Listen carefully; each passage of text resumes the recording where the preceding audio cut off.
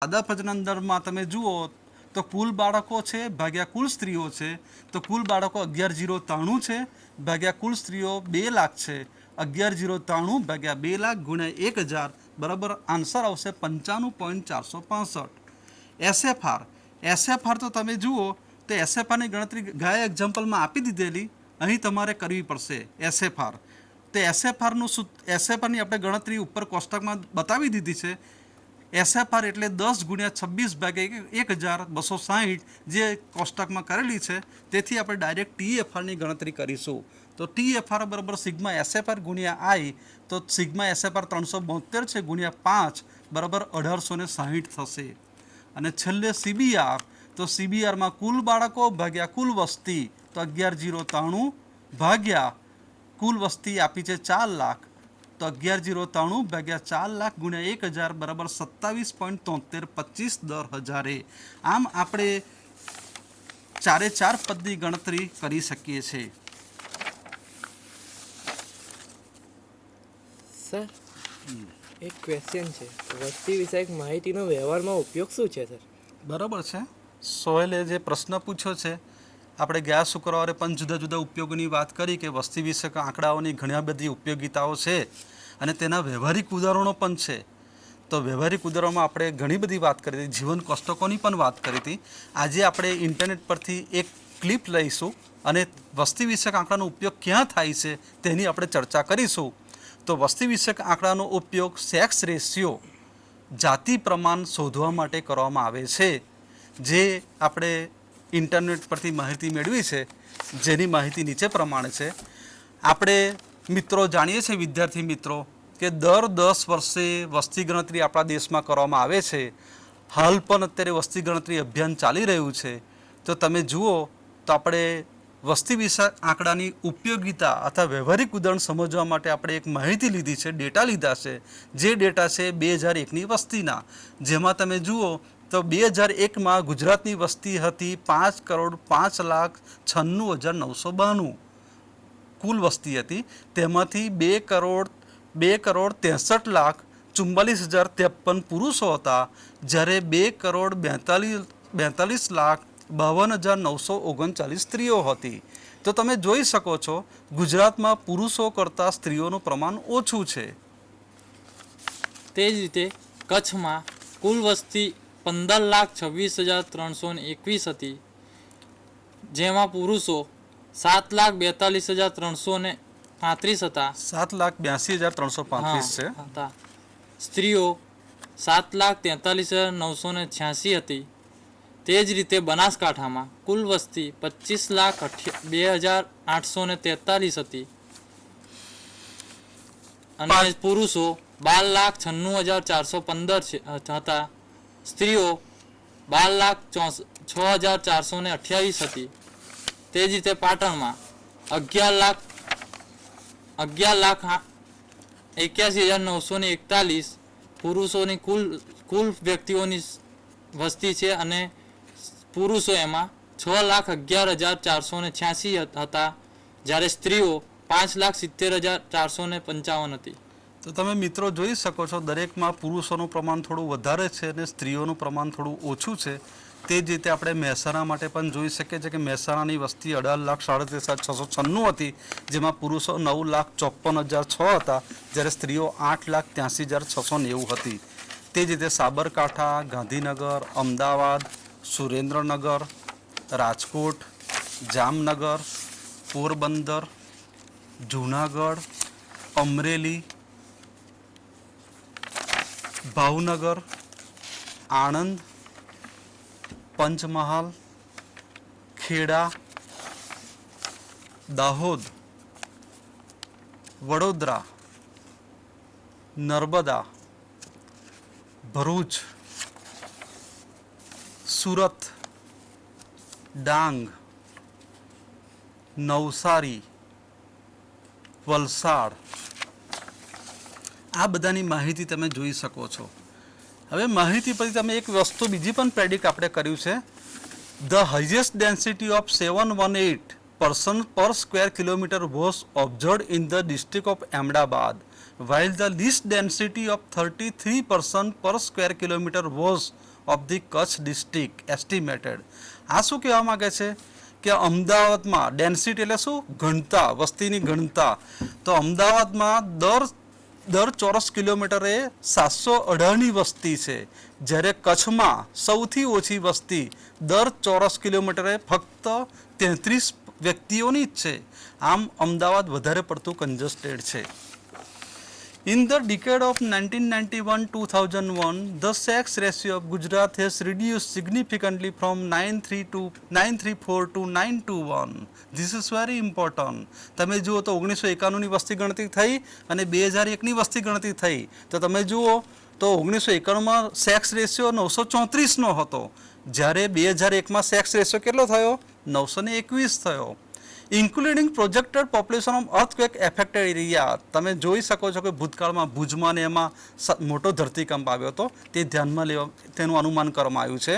અને એક અગત્યનો point, the Dang and Amreli district have the highest sex ratio of 986 while Surat district has the lowest sex ratio of 835. આ એક બહુ અગત્યની વસ્તુ છે. ડાંગ, જેને આદિવાસી એરિયા કહેવામાં આવે છે, અમરેલી પણ તમે જો એટલો વિકસિત ડિસ્ટ્રિક્ટ નથી, જિલ્લો નથી, પણ તેમાં તમે જોઈ શકો છો કે સેક્સ રેશિયોનું પ્રમાણ સારું એવું છે 986નું. જ્યારે તમે જો સુરત, જે વિકસિત જિલ્લો કહી શકાય, જેમાં એજ્યુકેટની વસ્તી વધારે છે, છતાં પણ તમે જો સેક્સ રેશિયો તમે જુઓ તો ડેન્જર છે, ભયજનક છે, 835નો છે.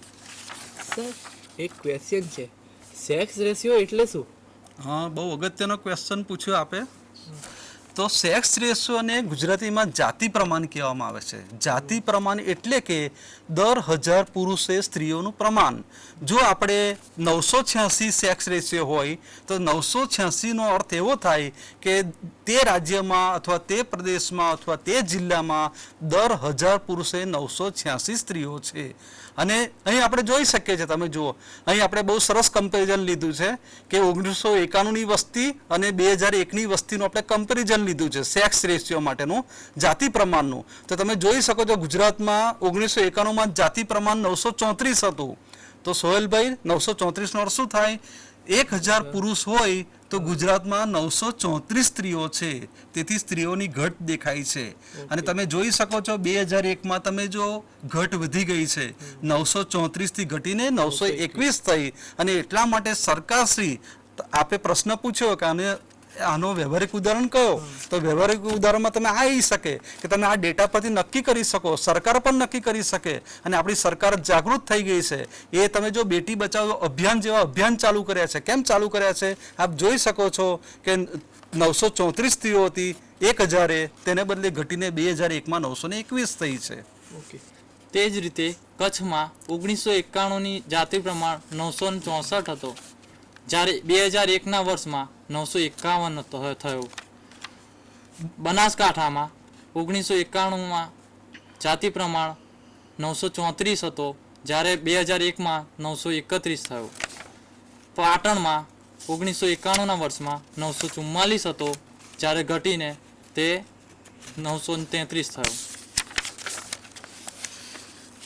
આ જ રીતે આપણે આગળ જોઈ શકીએ છીએ સાબરકાંઠા માટે, ગાંધીનગર માટે, અમદાવાદ માટે 897થી ઘટીને 892 થયો છે. સુરેન્દ્રનગર, પછી આગળ એના પછી રાજકોટ 946થી ઘટીને 930, જામનગર 949થી 942, પોરબંદર 960થી 946 અને જુનાગઢ 960થી 955.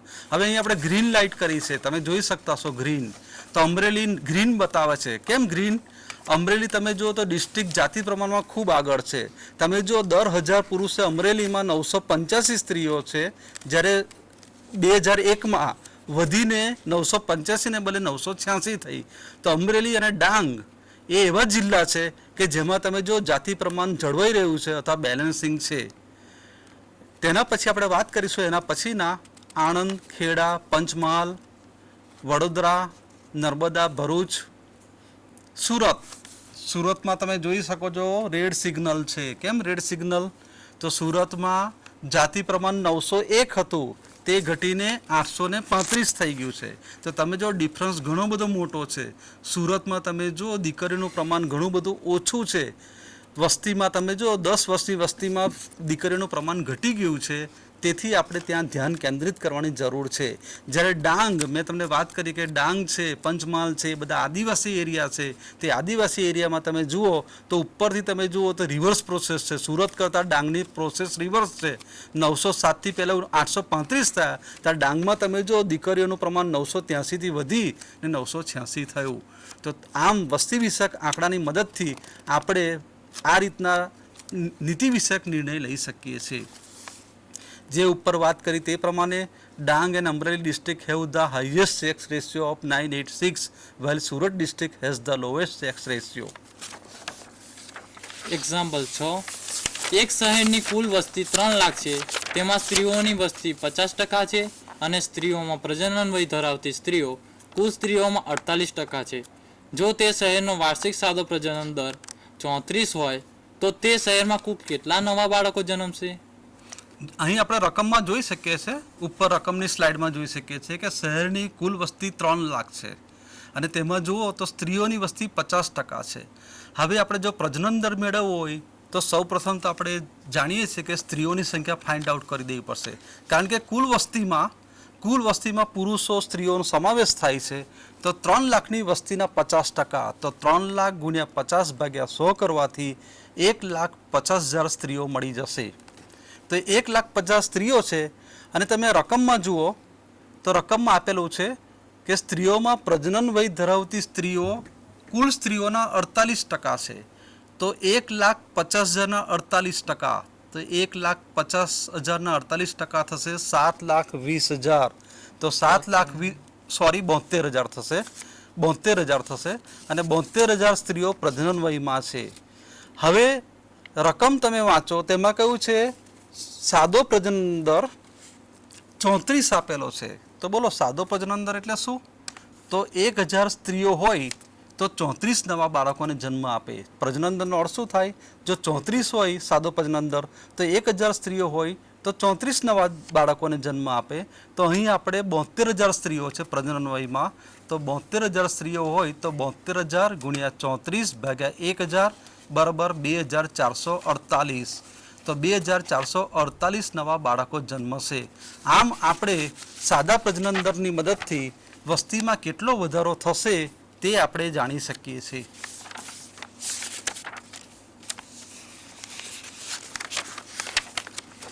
એક્ઝામ્પલ 7. એક શહેરની કુલ વસ્તી 26 લાખ છે, તેમાં દર 1000 પુરુષે સ્ત્રીઓ 920 છે. સ્ત્રીઓમાં પ્રજનન વય ધરાવતી સ્ત્રીઓ કુલ સ્ત્રીઓના 48% છે. જો તે શહેરનો વાર્ષિક સાદો પ્રજનન દર 34 હોય તો તે શહેરમાં કુલ કેટલા નવા બાળકો જન્મશે? તો આપણે આગળ જતાં પહેલાં થોડું રિવિઝન કરી દઈએ.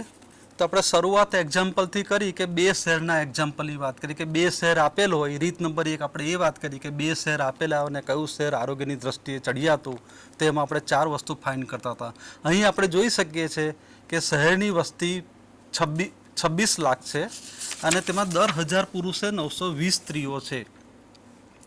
તો તેમાં દર 1000 પુરુષે 920 સ્ત્રીઓ છે. તો અહીં મિત્રો સામાન્ય આ એક્ઝામ્પલમાં સામાન્ય વિદ્યાર્થી ભૂલ કરે છે.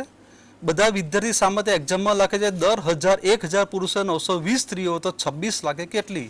ખરેખર તમે સમજી શકો છો કે 1,920 સ્ત્રીઓ લગભગ હોઈ શકે નહીં. એટલે ખરેખર શું કરવું પડે? કુલ વસ્તી પહેલી ફાઇન્ડ આઉટ કરવી પડે. અને વસ્તી એટલે શું? પુરુષો વત્તા સ્ત્રીઓ.